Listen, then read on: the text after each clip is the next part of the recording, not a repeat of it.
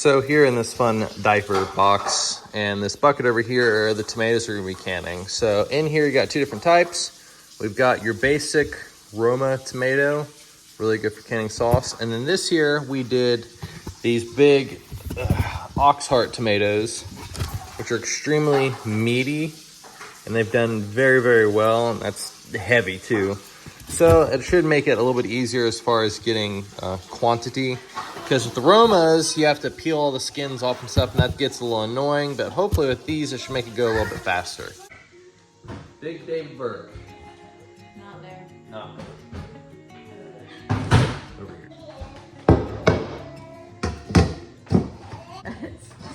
Yeah.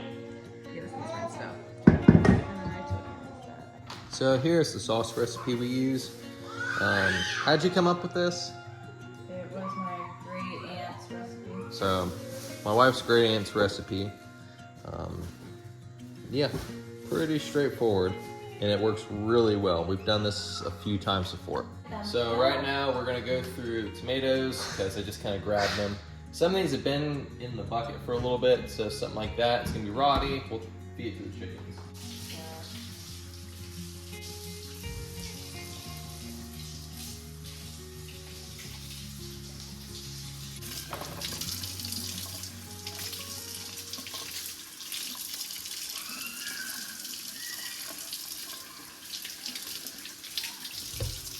I don't know why I'm doing that, though. What? Re-rinsing them. Yeah, I don't know why you didn't either.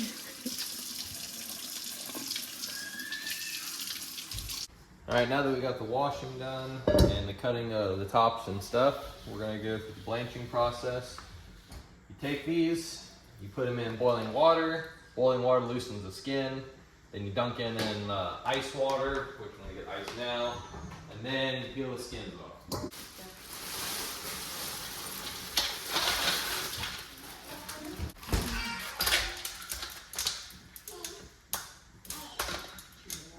Yeah.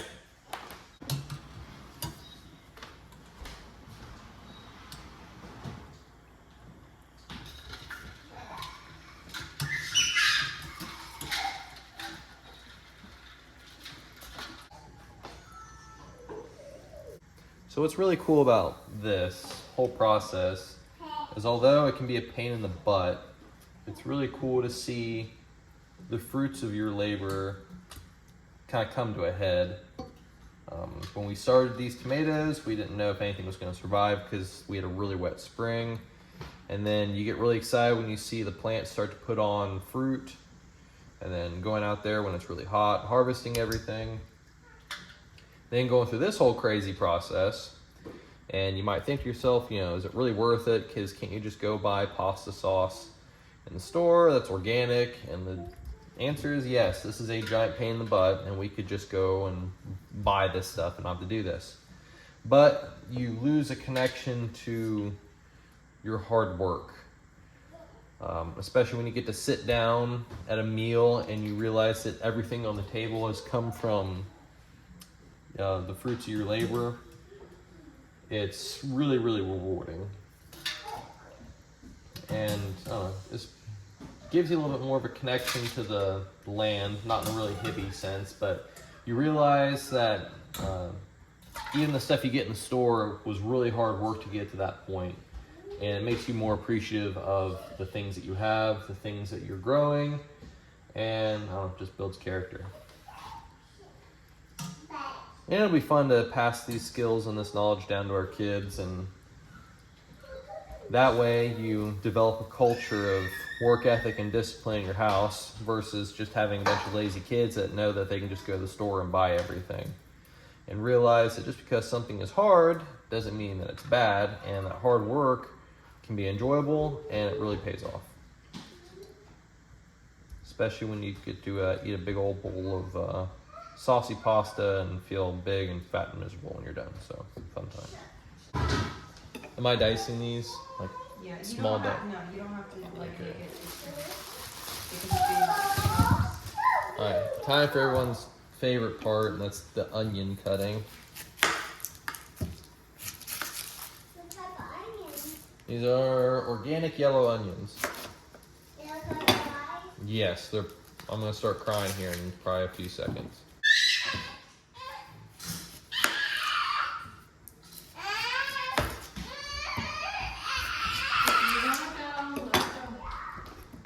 So if you heard that, that was my son screaming. That's one of the things you don't see with a lot of channels, or at least the ones that I've seen, is they show you such a like aesthetic, perfect version of what a homestead is like. And if you follow some of the more down-to-earth people, you're gonna have screaming kids in the background. Because that's just the reality of life. We can't just ship the kids off whenever we have to do projects, and when you've got young ones under the age of 5, it's starting to burn. They're gonna bicker and fight and scream and cry, and you just have to work around it.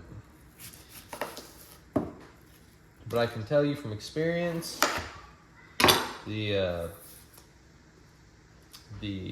frustration of hearing screaming kids way outweighs the sorrow and anxiety of not having any. So when you've gone through infertility like we have, I would rather hear screaming kids than no kids screaming at all. Wow, I hate cutting onions. So for the amount of sauce that we're doing, we need 3 pounds of onions. These are 2-pound bags. So if I do a bag and a half, it should be enough for the amount that we got going. If I make it to a bag and a half. So right now we got one of the ox hearts going, and we got those ones getting prepped. Kayla is crushing the tomatoes because they get what, blended? Yeah, we use the immersion blender. Okay, and then we use the immersion blender. And like I said, over here, working on the onions. They're gonna be blended up.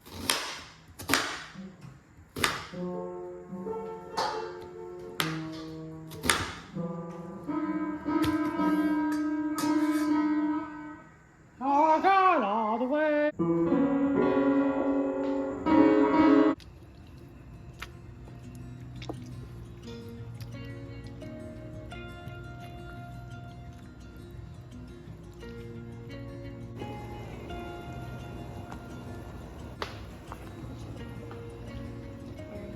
Ryan.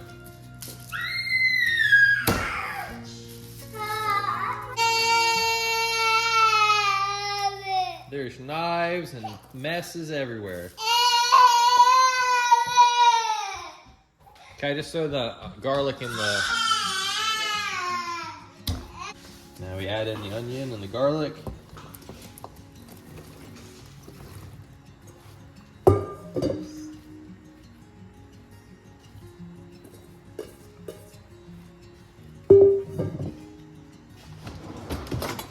Try to mix it in a little bit. Try.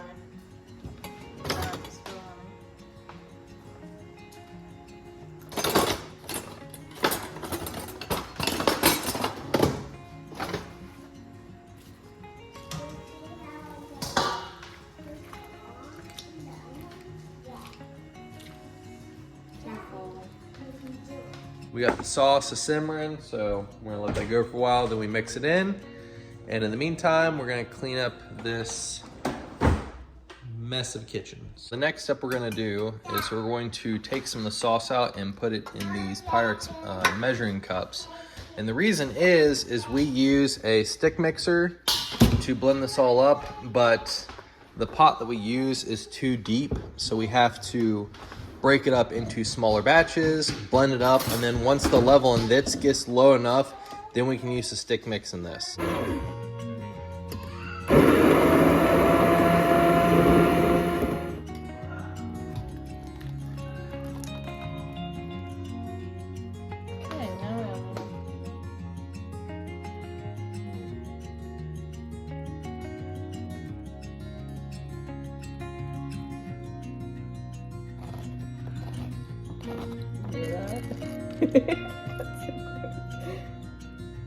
Why is that coming out? Look, it's because you didn't cut it all at the bottom.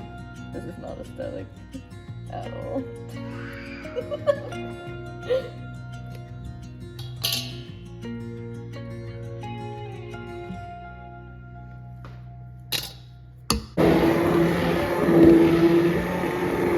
So right now I'm doing a little bit of multitasking. So The sauce right here is got to simmer down for a little bit. We've obviously added the garlic, onion, did all the mixing and stuff, and now it's just got to sit. We've added salt, sugar, and olive oil. And over here, we've got some extra stuff that didn't fit in the pot. So I'm kind of cooking that down. We're gonna make sort of like a strange pseudo zuppa. In here, in this pan, I've got an ancestral, I think it's called ancestral ground beef. So it's ground beef that's got beef, tongue, heart, and liver in it. So I'm gonna brown this off. And then after that, I'm gonna add some of this zucchini and squash that came from the garden. I'm gonna cook it in the meat grease. So it's kind of like I said, multitasking a little bit. Enjoying a little bit of rye whiskey while we're at it. Tasty. So kind of end this on an abrupt note. So I've got the sauce in the refrigerator and above it is dinner. It went really well. I'm actually really surprised that stuff turned out. So tomorrow we're actually going to do the canning process, which is where we're gonna put all that stuff in mason jars and we're gonna hot water bath this. You can also pressure can it, but we don't have a pressure canner. And since it's not really meat, we're not too terribly concerned about it. I know you have to worry about like botulism and stuff like that, but for something like this, we're just gonna do a hot water bath. It's worked for years for us. So we're gonna close that up and I'll see you guys tomorrow. All right, so we are on day 2 of canning. So we got a bunch of 1 pint mason jars. We got the sauce, which we have reheated, and we've got our water bath, which we're gonna use to sanitize the jars, as well as the actual canning. This is kind of the most time-consuming process because you have to get through all the jars, wait for them to seal, and then just process it. So it's 7:30 right now, so this would be interesting to see how long this takes. But let's get to it, and hopefully we're done before midnight, but I doubt it.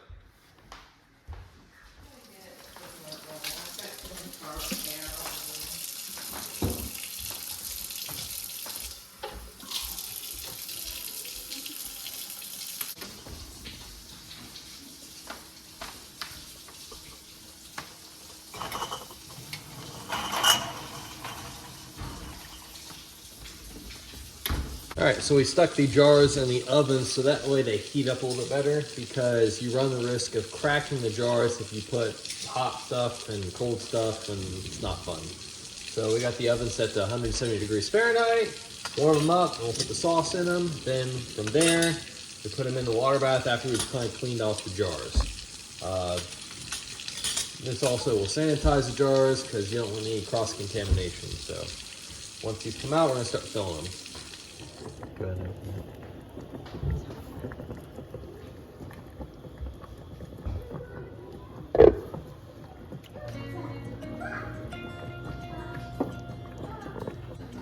I might burn myself,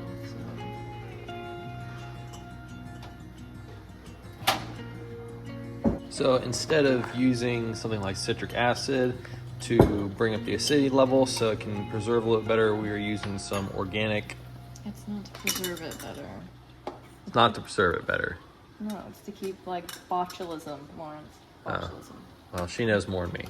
So we're using some organic lemon juice.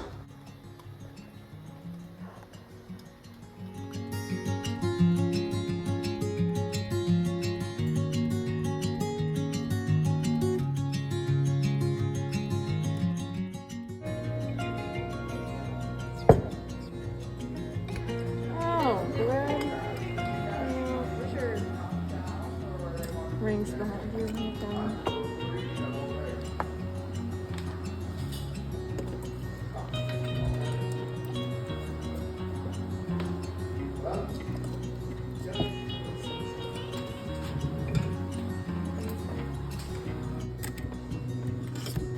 I wonder how many jars I'll have to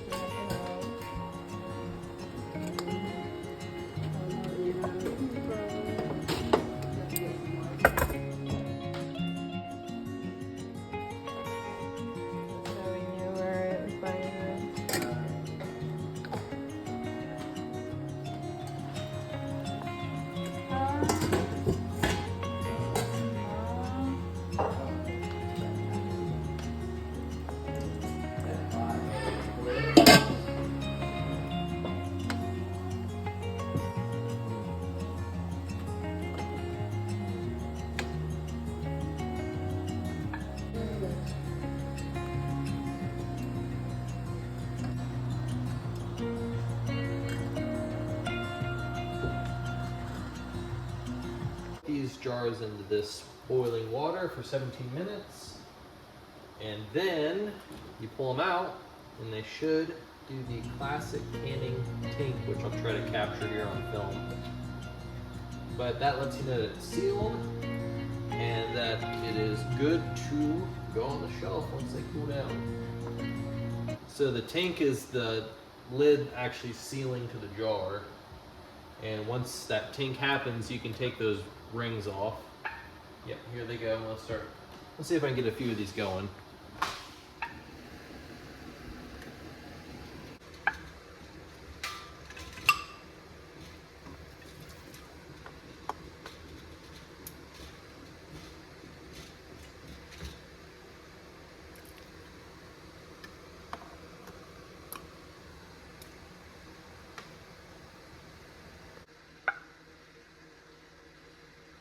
All right, so out of this we got 28 cans, and I think that pot holds half a bushel. I'll have to ask my wife.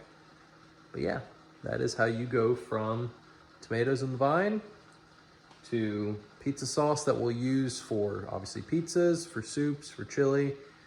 And if our tomato plants keep producing, we're gonna keep making more sauce. So I hope you like this kind of content.